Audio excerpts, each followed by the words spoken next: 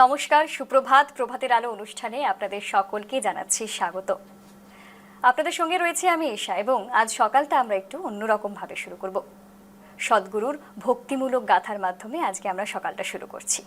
আপনি বলেছিলেন যে জীবনের গিঁটগুলো নিজে নিজে অথবা আপনার সাহায্যে খোলা সম্ভব। সেটা ঠিক কিভাবে করা যায়? প্রথম কথা হলো, আপনি কেন এত গিট পাকিয়ে আছেন? কেন নিজেকে এমন গিট পাকিয়ে ফেলেছেন? আপনার কাছে তো জীবনের মাত্র একটা সুতোই আছে। এই একটা সুতোকেই কেন জট পাকিয়ে ফেলছেন?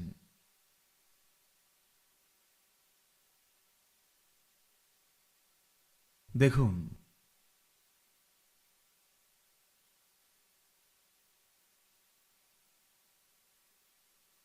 জীবনের দুটো প্রান্তই কিন্তু অবধারিত। আপনি যদি এই জীবনটাকে একটা সুতোর মতো দেখেন, তবে তার দুটো প্রান্তই নির্ধারিত, জন্ম আর মৃত্যু।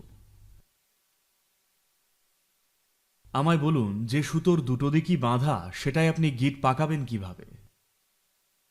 গিট পাকানোর কাজে নিশ্চয়ই আপনি একজন অভিজ্ঞ, পারদর্শী কেউ। যদি সুতোর প্রান্তগুলো বাঁধা না থাকতো, তাহলে সেটায় গিট পাকাতে পারতেন। কিন্তু সুতোর দুটো দিকই যদি বাঁধা হয়, তবে আপনি গিট দেবেন কেমন করে? আপনি যখন গিট ফেলাতে এত বড় ওস্তাদ, আর কি বা করা যায়? গিট পাকানোটা কিন্তু ভীষণ ভীষণ কঠিন কাজ, যেখানে সুতোর দুটো প্রান্তই বাঁধা। এটা বাঁধা আছে কিনা, দুটো প্রান্তই নির্ধারিত কিনা, জন্ম আর মৃত্যু দুটোই নির্ধারিত, তাই না? তাহলে আপনি এতে গিট দেবেন কিভাবে?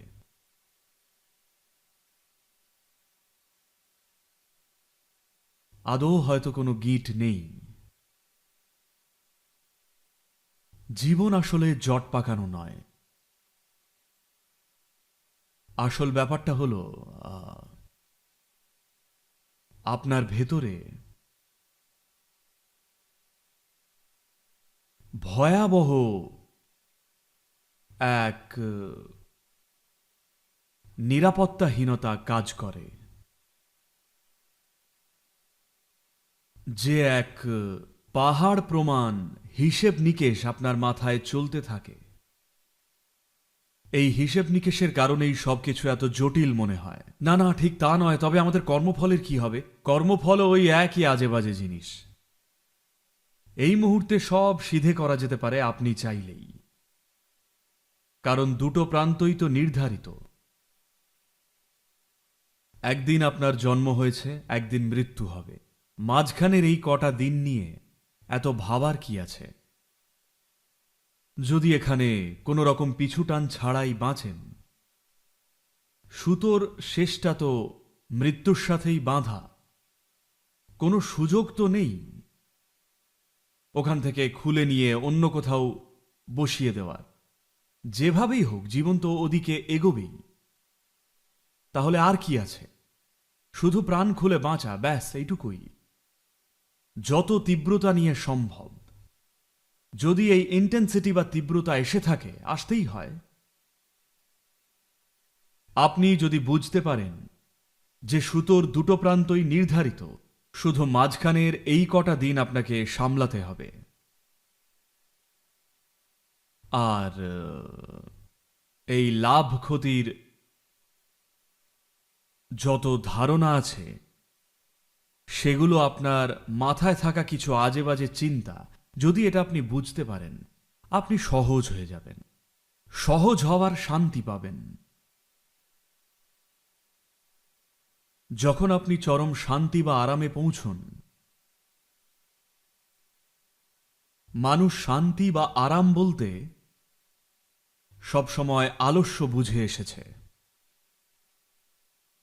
না, কেবল যিনি নিজের ভেতরে সহজতায় আছেন, তিনিই কেবল প্রবলভাবে সক্রিয় হতে পারেন। কারণ বিশ্রামই হল সক্রিয়তার ভিত্তি। যে মানুষ নিজের ভেতরে ক্রমাগত বিশ্রামে থাকেন, তিনি অফুরন্ত কাজ করতে সক্ষম। যিনি এক সময় বিশ্রাম নেন আর অন্য সময় কাজ করেন, তিনি সবসময় কাজে ক্লান্তি বোধ করবেন। তো আমি এখানে সহজ হওয়ার বা শান্তির কথা বলছি, আলস্যের কথা নয়।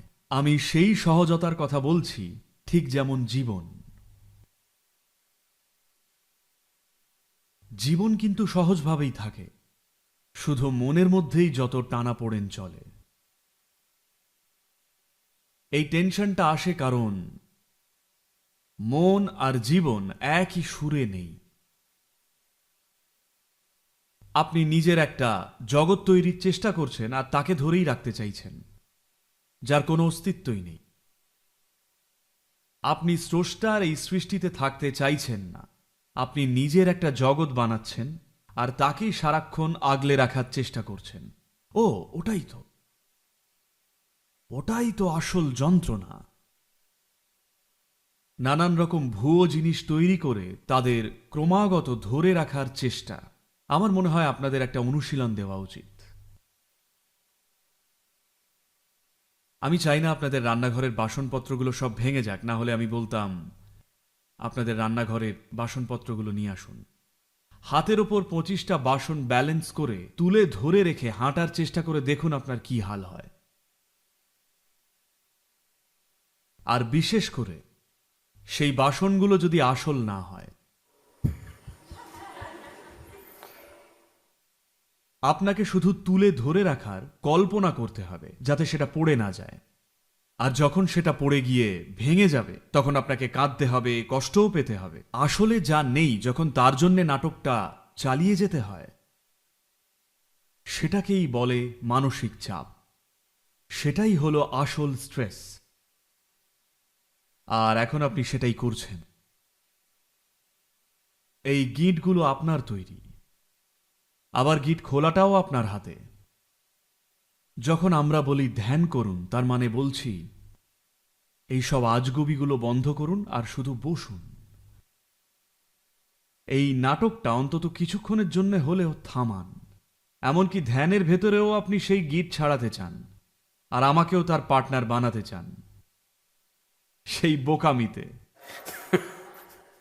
গতকাল ভারতের বাজেট ছিল, তাই ভাবলাম দেখি তো বাজেটে কি হচ্ছে, যোগ ব্যায়ামের ওপর কোনো ট্যাক্স রিলিফ এলো কিনা।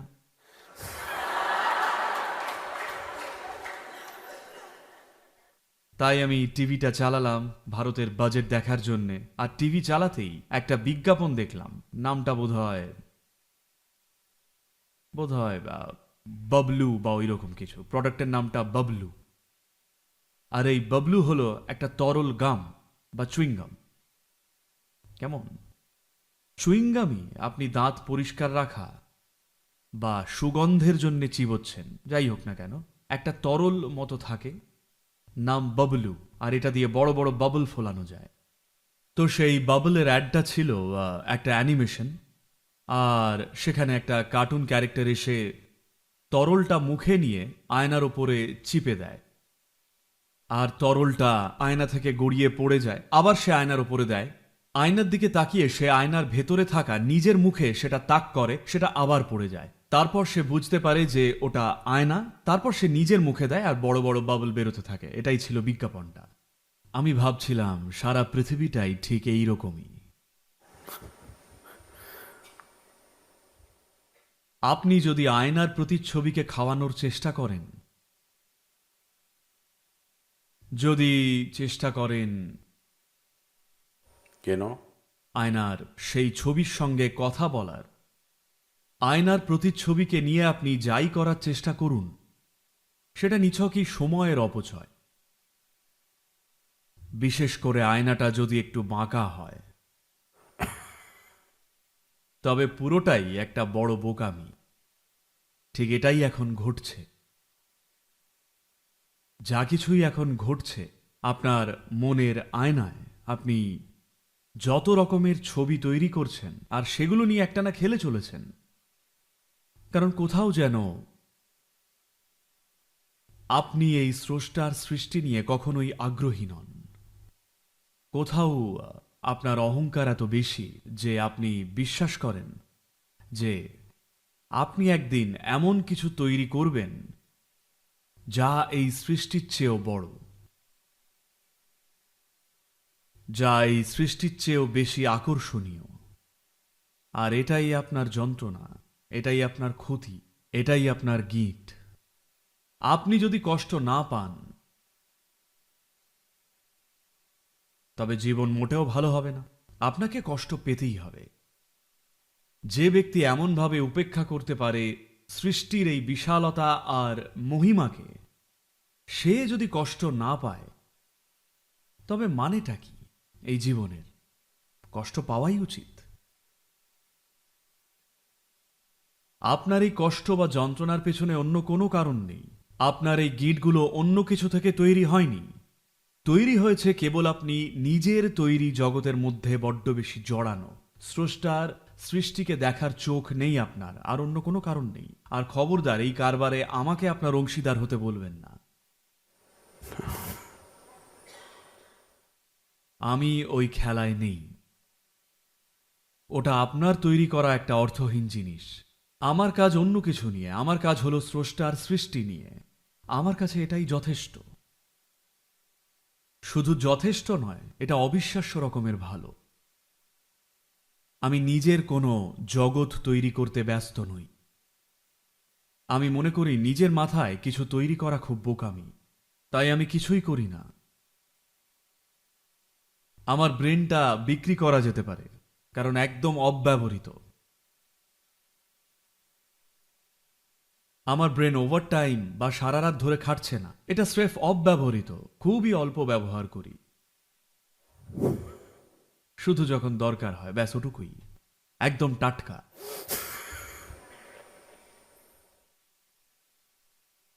ব্র্যান্ড নিউ, বুঝলেন?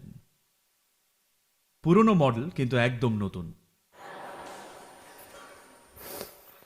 তো আপনি আর আপনার গিট, কোনো গিট নেই, কারণ সুতোর দুপ্রান্তই নির্ধারিত। তবে গিট পড়বে কিভাবে?